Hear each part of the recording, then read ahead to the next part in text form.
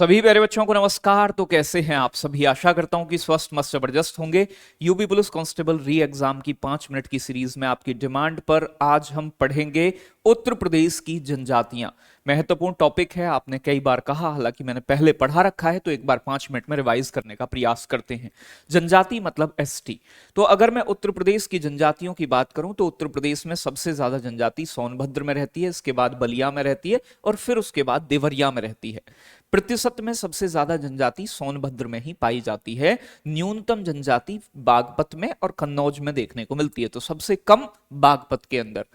प्रतिशत में भी न्यूनतम जनजाति उत्तर प्रदेश में कहां पाई जाती है बेटा? बागपत में।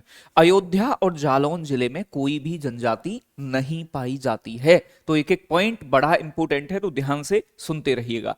2011 में प्यारे बच्चों जो जनगणना हुई उसमें उत्तर प्रदेश में जनजातियों की जनसंख्या कितनी थी? 11,34,273 बेटा, ये टोटल जनसंख्या थी।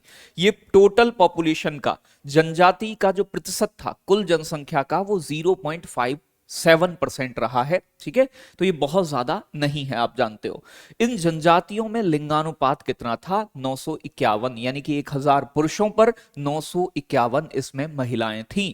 अगर मैं जनजातियों की बात करूं, जनजातियों में बच्चों पुरुष और महिला कितने थे? तो इसमें पुरुषों की आबादी 5,81,082 थी बेटा, और महिलाओं की आबादी 5,53,190 रही है, यानी कि पुरुषों से महिलाओं की संख्या कम रही है।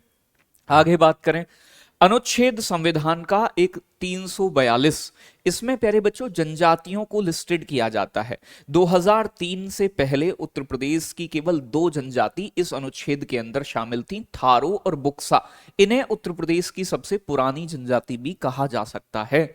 2003 में प्यारे बच्चों इस अनुच्छेद के अंदर 342 में 10 और जनजातियों को शामिल किया गया, और इस प्रकार अब जनजातियों की संख्या उत्तर प्रदेश में ऑफिशियल 32 हो गई है। तो 32 टोटल है। सबसे ज्यादा आबादी वाली आबादी उत्तर प्रदेश की थारू है, और जनसंख्या में सबसे न्यूनतम आबादी वाली बच्चों बनरावत को माना जाता है। वैसे ज्यादा वाली पूछी जाती है कि सबसे ज्यादा जनसंख्या में कौन सी है, तो बच्चों आपका जवाब आएगा थारू। आगे बात करें तो प्यारे बच्चों जो थारू जनजाति है, इनके बारे में थोड़ी सी बात ध्यान से समझनी है। इनके लोग जो होते हैं वो छोटे कद के होते हैं, नाटे होते हैं, मुख चौड़ा होता है और पीले रंग की इनकी त्वचा होती है। मंगोल जाति के लक्षण इनमें देखने को मिलते हैं। ये खुद को किरात वंश से अपना संबंध बताते हैं। ये कहाँ रहते हैं? तो ये उत्तर प्रदेश के तराई क्षेत्र, महाराजगंज, सिद्धार्थनगर, श्रावस्ती, बहराइच, लखीमपुर खीरी में पाई जाती है।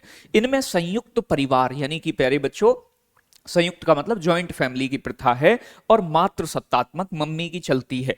बदला विवाह है, बहन भाई आपस में मतलब एक दूसरे की बहन भाई से शादी की जा सकती है, तो बहनों का आदान प्रदान होता है, इसीलिए इनमें दहेज का प्रचलन बेटा ना के बराबर है। विधवा विवाह का प्रचलन है, यानी कि यहां पर जो विधवा हो जाती हैं महिलाएं, उनका दोबारा से विवाह हो सकता है, और इस समय दिए जाने वाले भोजन को लठ भरवा भोज कहा जाता है। क्या बोलते हैं? लठ भरवा भोज कहते हैं।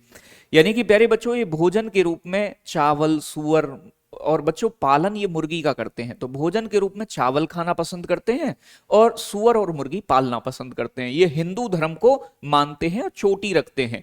जब विवाह पक्का होता है तो उसे पक्की पौड़ी कहा जाता है। इनमें शादी पक्का होना, जैसे हमारे यहाँ सगाई या फिर अन्य नामों से जानते हैं, ये पक्की पौड़ी कहते हैं। ये एक त्योहार मनाते हैं जिसे बोलते हैं बजहर। तो बजहर त्योहार कौन मनाती है? थारू जनजाति। ये लोग दिवाली को शोक के रूप में भी सेलिब्रेट करते हैं और अपने पूर्वजों को याद करते हैं, उन्हें भेंट देते हैं जिसे रोटी कहा जाता है। तो दिवाली पर ये अपने पूर्वजों को याद करते हैं। ये भूत प्रेत जादू टोना में भी विश्वास रखते हैं। भगवान में देवी काली, भैरव बाबा, महादेव और लकड़ी की शिवलिंग की पूजा करने में भरोसा रखते हैं। इनकी अर्थव्यवस्था बेटा कृषि, पशुपालन है, लकड़ी काटना, औषधि और शिकार करना है।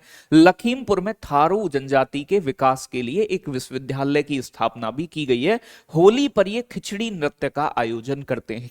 तो खिचड़ी नृत्य थारू जनजाति होली पर करती है। प्यारे बच्चों एक दूसरी महत्वपूर्ण जनजाति है बुक्सा या बोक्सा जनजाति है। खुद को पतवार राजपूत घराने से बताती है।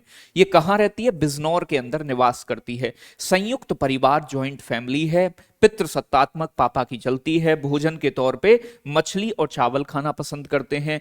इनमें विवाह को एक अनुबंध, एक कॉन्ट्रैक्ट माना जाता है। कि जब चाहो इससे मुक्ति ले लेंगे, जन्म जन्म का साथ है तुम्हारा हमारा, ऐसा नहीं मानते। इनमें अनुलोम प्रतिलोम विवाह चलता है, यानी कि उच्च जाति के पुरुष निचली जाति की लड़कियों में शादी कर सकते हैं, लेकिन निचली जाति के पुरुष उच्च जाति के लोगों में शादी नहीं कर सकते। तो अनुलोम प्रतिलोम विवाह का प्रचलन है बेटा, हिंदू धर्म की मान्यता है, हिंदू धर्म को ये लोग मानते हैं। बंदर गाय मोर का मांस खाना इनमें वर्जित है। भाषा इनका हिंदू और कुमायूनी का मिश्रण है। एक बेटा तीसरी इंपोर्टेंट है, खरवार जनजाति। ये जनजाति मिर्जापुर, सोनभद्र, देवरिया, बलिया, गाजीपुर, चंदौली में पाई जाती है। यह कत्था का व्यापार करती है, ठीक है। इनका कर्मा नृत्य है जो फसल कटाई पर किया जाता है। कौन करती है? खरवार जनजाति। धर्म इनका हिंदू है और भाषा इनकी भोजपुरी है। तो बच्चों ये कर्मा नृत्य बड़ा इंपॉर्टेंट है। कत्थे का व्यापार कौन सी जनजाति करती है? खरवार जनजाति। आगे बात करें, महिगीर जनजाति। ये जनजाति बिजनौर के नजीबाबाद में पाई जाती है। ये इस्लाम को मानती है। तो उत्तर प्रदेश की कौन सी जनजाति इस्लाम मानती है? महिगीर। ये मछुआरे लोग हैं, मछली पकड़ना शिकार करना इनका काम है। इनका उल्लेख महाभारत में भी मिलता है। किसका? महिगीर जनजाति का, बिजनौर के नजीबाबाद में। बच्चों इससे अलग भी कुछ इंपोर्टेंट थोड़ी सी ट्राइब्स हैं, जैसे आप देख सकते हैं। एक अगरिया जनजाति है सोनभद्र में, सहरिया जनजाति ललितपुर में, पतारी या पठारी जनजाति सोनभद्र में, बैगा सोनभद्र में, पहरिया प्यारे बच्चों आपकी सोनभद्र में, भुइया सोनभद्र में, चेरो जनजाति सोनभद्र और वाराणसी में, और पनिका मिर्जापुर और सोनभद्र में। तो ये उत्तर प्रदेश की कुछ अन्य जनजाति हैं। बाकी 4-5 जो स्टार्टिंग वाली हैं वो ज्यादा इंपॉर्टेंट हैं आपके लिए। उम्मीद है ये सेशन अच्छा लगा होगा। कमेंट सेक्शन में जरूर बताइएगा कि आगे आपको किन टॉपिक्स पे वीडियो चाहिए। मैं प्रयास करूंगा एग्जाम तक लगातार उन टॉपिक्स को कवर करता रहूं। धन्यवाद, love you, take care, bye bye. बहुत सारा प्यार आप सभी के लिए।